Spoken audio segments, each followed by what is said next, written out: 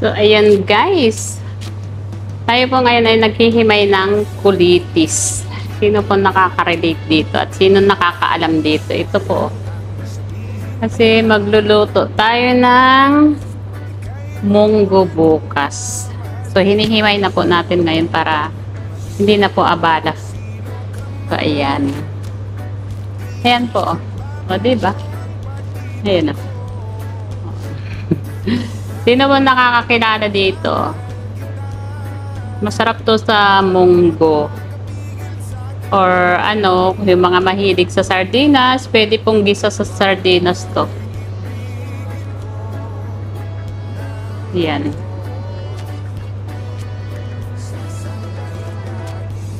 Ayan po. Para po hindi masyadong mahahaba. Naputol ko yung mga dahon.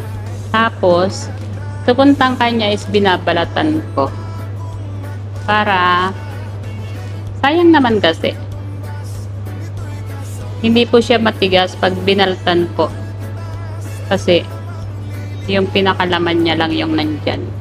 Ayan o, tingnan niya po, ang lambot to. Ayan.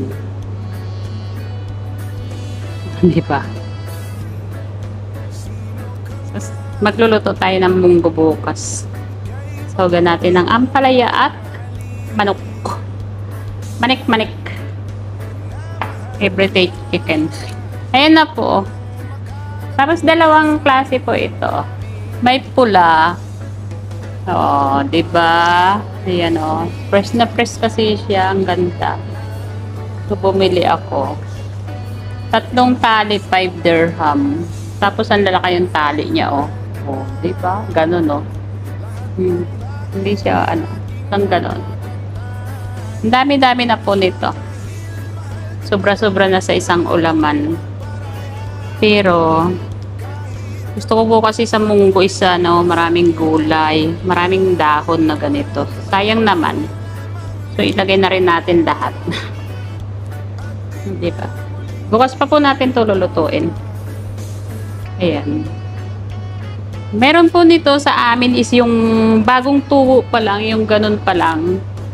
Yung tinatalbos-talbos lang namin. Ito kasi po is medyo malalaki na. So, kailangan nating himayin. Alam nyo naman po dito, yun nga pong talong mahihinog na lang niluluto pa po namin. Pwede pa dito. Pero pag sa atin sa Pinas, ay ayaw na kasi magulang na. Dito po hindi. Kahit mapula na yung buto niya. O, diba?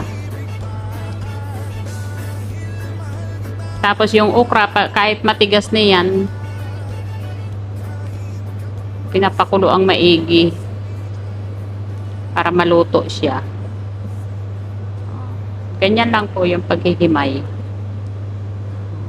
Ngayon o. Ayan. So, bukas po is ano, ayan. I-ano natin to ngayon. I-upload natin. Tapos, bukas na yung ating gulay. Pag sa Pinas po, ganito, yung sa maisan, yan, marami pong tumutubo na ganito. Sa bukid. Dito po kasi, ano, kung saan pa ito nanggagaling, sa India pa yata nanggagaling, or Sri Lanka. Mga ganitong talbos-talbos. Pag minsan po sa Oman, nanggagaling yung mga, ano, gulay. Alam ni Tita Hayat yan. Ayan. O, diba? Pag sa, ano po ito, is ano, sa amin, maraming ganito sa maisan ng kapitbahay. Joke. Hindi po, ano naman po kasi doon open, wag lang tatapakan yung mga tanim na mais. Manguha ka hanggang gusto mo. Libre. Wag lang yung ano, pag minsan, kaya lang po, minsan kailangan magtanong kasi minsan nag-i-spray sila sa maisan. So, ayan. Masarap po ito gisa lang. Mas mahilig ako sa mga ganito, talbos-talbos. Kaysa sa karne. Ayan nga, yung karning niluto ko, nandyan pa. Karning baboy. Adobo. Sawa. Pero pag ganito po, nako, wala akong kasawaan. Para maganda maghimay nito habang nagre-reaction, no? Ay, nako. So, ayan. Kain tayo ng mga ganito pong gulay kasi ito yung mga masusustansya na mga gulay, yung mga nandyan lang sa palipaligid natin. Yung mga hindi napapansin na gulay kasi siya pa yung masusustansya. Sabi ni Doc Ong, o, diba? Gaya nung yung alosiman. May papakita pa po ako sa inyo. Ito po, sino nakain ito? Ayan o, diba? Sa mga palipaligid lang natin to marami. Kahit sa maisan to marami yung ganito. So, ito po hindi niluluto dito. Pero sa Saudi is ginagawa nilang sa soup. Pero dito po ginagawang salad.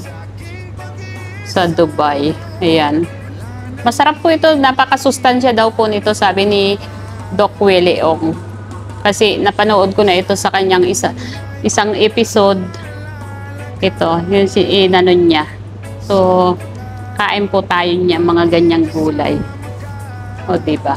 Ito po yung sinasabi dito sa gerjir. Ito po yun, yung gerjir. Hindi po nakalimutan ko na yung English nito. Tatanungin ko ulit kay Tita Hayat. Yan yung gerjir.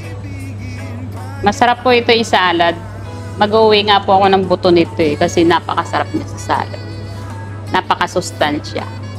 So, ayan. Tuloy natin tong ating hinihimay kasi medyo free tayo ngayon kaya maghimay-himay na lang muna tayo ng gulay para hindi siya nasisira. Kasi ito lulutuin naman na natin bukas. Tapos yun, yung pang salad ko isihimayin ko na lang para pag naggawa ko ng salad kukuha na lang ako. O, diba? So, ayan guys. Thank you for watching and please support Kuya Bal Santos Matubang, Ate Edna Vlogs, Kalinga Prab, at siyempre po yung mga charity vloggers, Joey the Great, Kapramdi Vlogs, The Great Team Warainon, Edna Condor, pakisuportahan din naman po, Boy Tabang at Yansky. So ayan, siyempre po ang nag-iisang Vilma Antonio, pakisuportahan naman po natin. Kasi napakasipag na scouter at the same time kahit wala pang sinasahod sa YouTube ay nagcha-charity na rin po siya. So ayan, supportahan po natin si Vilma Antonio. Napaka-supportive din po niyan. At syempre, support din po natin si Dasilio Didi Official, Bliss Vlogs, ayan, sa mga kailangan po na ma-monetize or mag-graduate sa saging. So ayan. At syempre po si Lintik, pakibisita na rin po si Miss Lintik. Ayan. At ang Team Organic, Tita Balo de los Santos, Air Magalo Mix Vlog, Tita Hayat's Mix Vlog, Edna Buesa Mix Vlog, Ruth Bates, Ma'am Maria Ligaspi, Banat Bagsik, TV PH, at ang inyong lingkod po, si Lina Barbosa Official.